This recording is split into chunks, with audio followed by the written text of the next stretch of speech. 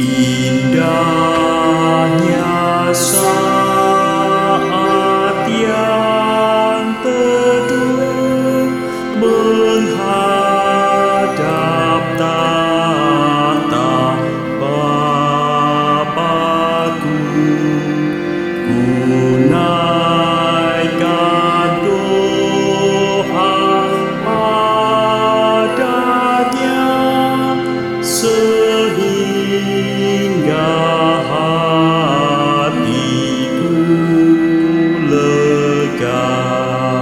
Di waktu bimbang dan gentar, jiwaku aman dan segar.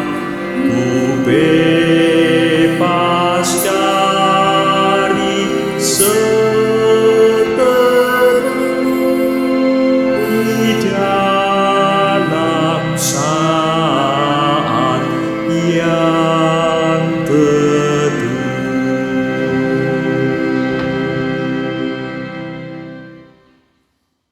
Selamat pagi Bapak Ibu dan saudara-saudari yang terkasih di dalam Tuhan Yesus Kristus. Sungguh bersyukur kepada Tuhan kalau pada pagi hari ini kita masih diberi kesempatan pada Tuhan untuk menikmati hari baru yang sudah Tuhan sediakan bagi kita. Sebelum kita mengawali segala aktivitas kita hari ini, marilah kita merenungkan sebagian daripada firman Tuhan yang akan menuntun kita di dalam kita menjalani kehidupan kita sehari-hari. Sebelumnya mari kita berdoa. Bapa di surga, selamat pagi Bapa. Terima kasih atas segala penyertaan-Mu di dalam sepanjang malam tidur kami. Terima kasih Bapa buat anugerah yang sudah Tuhan berikan bagi kami, di mana pagi hari ini Engkau sudah bangunkan kami dalam keadaan sehat, dalam keadaan yang kuat, dan kami akan menikmati hari yang sudah Kau sediakan bagi kami. Bapa, sebelum kami melakukan segala aktivitas kami kembali, kami rindu untuk merenungkan sebagian daripada firman Tuhan yang akan menuntun kami dalam kami menjalani kehidupan ini. Bapa, berfirmanlah kepada kami karena kami siap untuk mendengarkan. Jadikan kami pelaku-pelaku firman-Mu, sehingga di dalam setiap tutur kata, tingkah laku dan perbuatan kami, semua boleh memuliakan nama-Mu. Terima kasih Bapa, kami menyerahkan waktu ini ke dalam tangan-Mu. Hanya di dalam nama Tuhan Yesus yang menjadi juru selamat kami yang hidup, kami berdoa dan mengucap syukur. Amin. Tema kita hari ini adalah Tuhan melihat hati. Diambil dari 1 Samuel 16 ayat yang ke-4 sampai 7. Tetapi kita akan fokus di ayat yang ke-7. 1 Samuel 16 ayat yang ke-7 berbunyi demikian. Tetapi berfirmanlah Tuhan kepada Samuel, janganlah pandang parasnya atau perawakannya yang tinggi, sebab aku telah menolaknya. Bukan yang dilihat manusia yang dilihat Allah.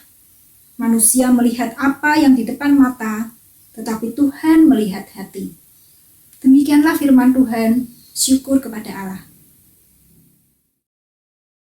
Bapak Ibu, saudara-saudari yang dikasihi Tuhan, ada seorang wanita yang berasal dari Cina, dari Tiongkok, bernama Wang Jingjing. Wang Jingjing tinggal di Mezhou. Ia berhasil mengelabuhi Li Xiaoqing berkat kemampuannya merias diri dengan luar biasa. Wang mampu merubah penampilan wajahnya seperti gadis remaja. Wang juga menggunakan aplikasi edit foto untuk menyempurnakan penampilannya dan mengunggahnya di media sosial. Li Xiaoqing mulai kehilangan uang dalam jumlah besar semenjak menjalin hubungan dengan Wang. Li telah terperdaya dan terkuras habis uangnya hingga mencapai 1,25 juta dolar Amerika atau lebih dari 17 miliar. Wang mempunyai berbagai alasan untuk meminta uang kepada Li, mulai dari biaya berobat ibunya hingga menebus keluarganya yang disandera. Wang menginvestasikan uang yang didapat dari Li untuk meraup keuntungan yang lebih besar lagi. Akhirnya kakak Li melaporkan Wang ke polisi atas kasus yang menimpa adiknya.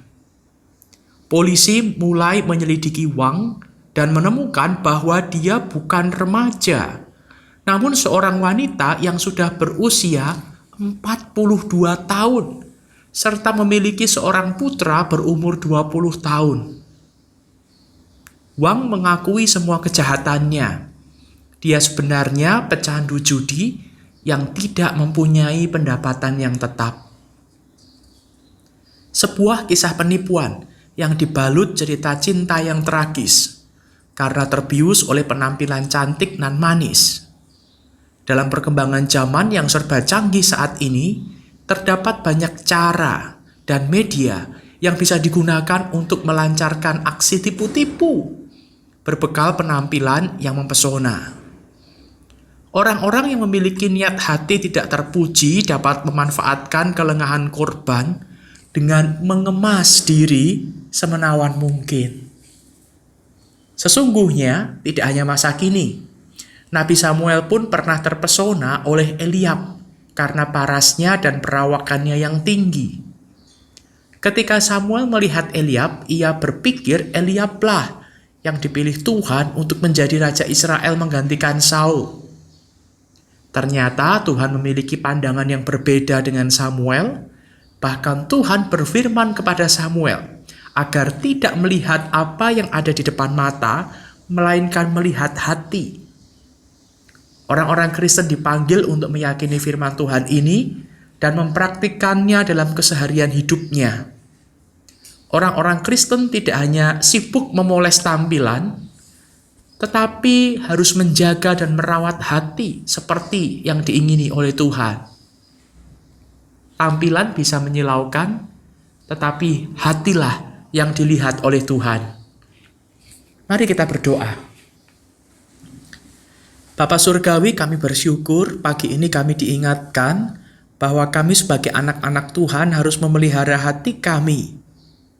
Kami tidak hanya memelihara, merawat akan tubuh kami, penampilan kami, tetapi hati kami pun harus kami rawat supaya indah di hadapan Tuhan dan di hadapan sesama.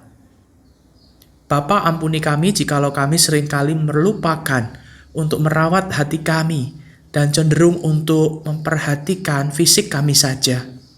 Mampukan kami mulai dari hari ini untuk menjaga hati kami menjadi putih seperti salju, hati yang murni, hati yang tulus, hati yang terus terarah kepada Tuhan.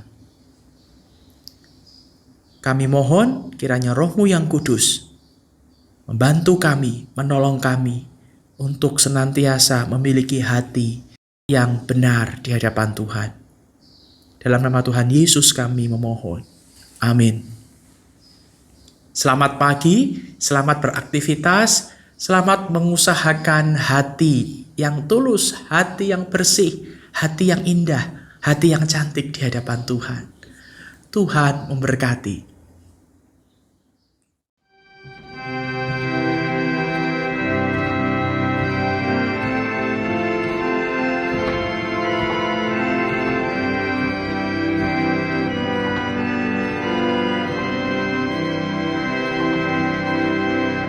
Ku